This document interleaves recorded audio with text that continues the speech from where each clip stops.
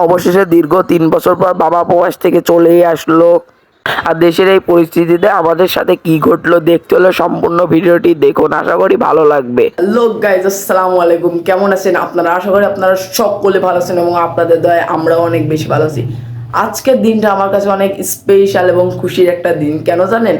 আজকে দীর্ঘ ৩ বছর পর আমার বাবা প্রবাস থেকে আসছে। তাহলে ভাবেন আজকে আমি কতটা খুশি। আর আজকের দিনে আমি প্রচুর পরিমাণে এক্সাইটেড। তো ভাবলাম আমার এক্সাইটমেন্টটা আপনাদের সাথেও শেয়ার করি।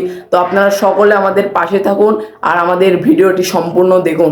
আপনারা সকলে জানেন যে দেশের পরিস্থিতি অনেক খারাপ, কিন্তু আপনারা ভাবতে পারেন কি জন্য আমরা এই পরিস্থিতির ভিতরেও যাচ্ছি।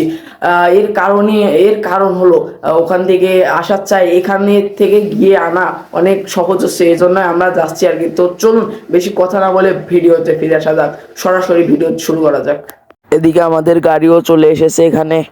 আমরা এখান থেকে হাইস নিয়ে যাব ঢাকাতে। আমরা আমাদের প্রয়োজনীয় যে সকল খাবার প্রয়োজন সবকিছুই নিয়ে নিলাম, কারণ আমরা হোটেলে কোথাও খেতে নামবো না, সরাসরি সেখানে চলে যাব। আমরা সকলে গাড়ির কাছে চলে আসলাম আর আমাদের গাড়ি 8:30 নাগাদ রওনা দেবে এখান থেকে। আর আমরা টোটাল 5 জন ছিলাম। আমি, আমার মামাতো ভাই তনু, আমার খালাতো ভাই শাওন, আমার আম্মু এবং আমার ছোট বোন। আর এটা আমার ছোট বোন জান্নাতুল। আর গাইস, আমরা রওনা দিয়ে দিলাম আমাদের গন্তব্যের উদ্দেশ্যে। আমরা সামনে কোনো ফিলিং স্টেশন পেলে আমরা গ্যাস নিব আমাদের গাড়ির জন্য। তো আমরা একটা পাম্পে আমাদের গাড়িটা দাঁড় করালাম আর এখান থেকে আমরা আমাদের গাড়িতে গ্যাস নিয়ে নিব প্রয়োজনীয় মতো। গ্যাস নেওয়া শেষে এবার আমরা আবারও আমাদের গন্তব্যের উদ্দেশ্যে রওনা দিয়ে দিলাম। চলতে চলতে আমরা লালন শাহ সেতুতে পৌঁছে গেলাম। লালন শাহ সেতুর টোল দিয়ে দিলাম আমরা। আর আমি রাস্তার ভিউ নেওয়ার জন্য একদম সামনের দিকে বসছি। আর আসলে রাত্রিবেলা খুব তেমন একটা কিছু দেখা যায় না, তবুও রাত্রিবেলা ফাঁকা রোড হিসেবে অনেক মজা হয়েছে আমাদের। আর গাইস, বিশ্বাস করেন আমার আর তর্স হয়েছে না কখন আব্বুর কাছে যাব আর আব্বুকে নিয়ে আসবো। আব্বুর জন্য মনটা ছটফট করছে। আর আমরা চলতে চলতে প্রায় সিরাজগঞ্জের কাছাকাছি চলে এসেছি, অনেকটা দূরে আমরা চলে এসেছি। আর সিরাজগঞ্জে আমরা একটি হোটেলে থামবো, কারণ অনেকটা রাস্তা আমরা পাড়ি দিয়ে এসেছি। এখান থেকে আমরা সকলে ফ্রেশ হয়ে নেব। আমরা সবাই গাড়ি থেকে নেমে পড়লাম। আর গাইস, আমি ঘুম কাটানোর জন্য একটা চা খেয়ে নিলাম। এদিকে জান্নাতও চা খাচ্ছে। আমরা সকলেই হালকা পাতলা কিছু নাস্তা খেয়ে আবারও গাড়িতে উঠে আমাদের গন্তব্যের উদ্দেশ্যে রওনা দিয়ে দিলাম। আর গাইস, রাস্তা ফাঁকা, এই কারণে আমরা অতি অল্প সময়ে অনেকটা রাস্তা পাড়ি দিয়ে ফেলেছি। আর গাইস, আপনারা সকলেই জানেন দেশের অবস্থা বর্তমানে খুব খারাপ, আর এই জন্যই রাস্তা ফাঁকা। আর গাইস, দিনের বেলায় দেশ স্বাধীন হয়েছে আর আমরা রাতে যাচ্ছি ঢাকাতে। আর কথা বলতে বলতে আমরা যমুনা সেতুর টোল দিয়ে দিলাম। আর আমি অনেক দুঃখিত যে রাত্রিবেলা আমরা যাচ্ছি, যার ফলে আপনাদের কোনো কিছুই দেখাতে পারছি না। এটা হলো যমুনা সেতু। আর এই যে সাইডে দেখতে পাচ্ছেন ওখানে ট্রেনের লাইন হচ্ছে। আসলে যমুনা সেতু অনেক রিস্ক ভাবে ট্রেন যাতায়াত করে। আর আমরা গাড়ির ভিতরে গান দিয়ে এনজয় করতে করতে যাচ্ছি।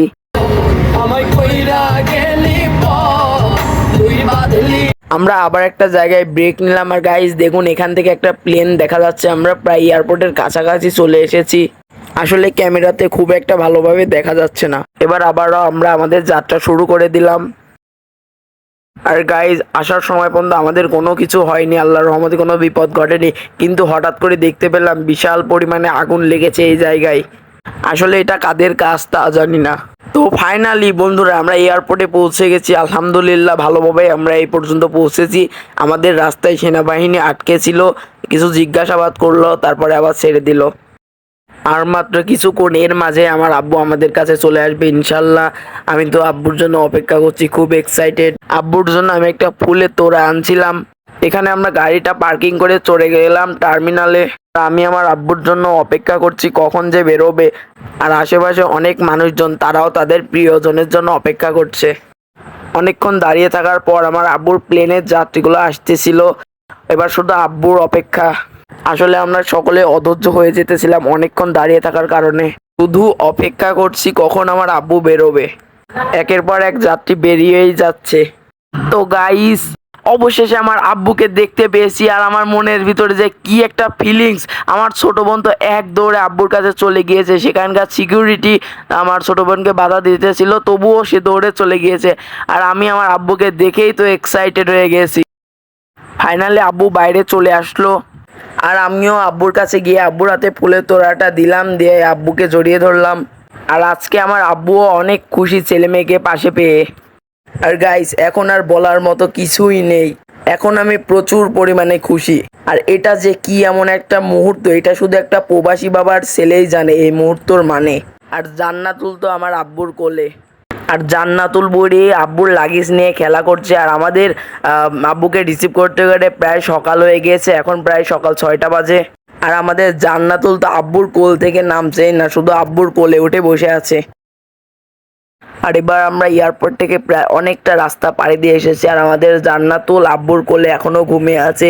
আর আসলে আমিও ছোটবেলায় ঠিক এমনটাই করতাম। আর দিনের বেলায় রাস্তার ভিউ পাওয়া যায় খুব সুন্দর। আর আসলে সবচেয়ে সুন্দর জিনিসটা, এখন আমাদের পাশে বসে আছে আমার আব্বু। আর দেশে আসতে পেরে আমার আব্বু অনেক বেশি খুশি, আমাদেরকে কাছে পেয়ে, আমরাও আব্বুকে কাছে পেয়ে অনেক বেশি খুশি। আসলে আমরা ঢাকা থেকে অনেকটা রাস্তা পাড়ি দিয়ে চলে এসেছি, আর জান্নাতুল এখনো আব্বুর কোলে ঘুমিয়ে আছে। আর গাইজ, আমার এই ভিডিওটি যদি আপনাদের কাছে ভালো লাগে অবশ্যই একটি করে লাইক, কমেন্ট এবং শেয়ার করে দিবেন। আর আমার পেজে নতুন হলে অবশ্যই একটি ফলো দিবেন প্লিজ। আর ফাইনালি আমরা বাড়িতে পৌঁছে গেছি, সবাই আমাদের জন্য দোয়া করবেন। আল্লাহ হাফেজ। আর ভিডিওটি কেমন লাগলো অবশ্যই কমেন্টে জানাবেন। ধন্যবাদ। সবাই নিজের শরীরের খেয়াল রাখবেন। আর কার কার বাবা প্রবাসে থাকে অবশ্যই কমেন্টে জানাবেন। আল্লাহ হাফেজ।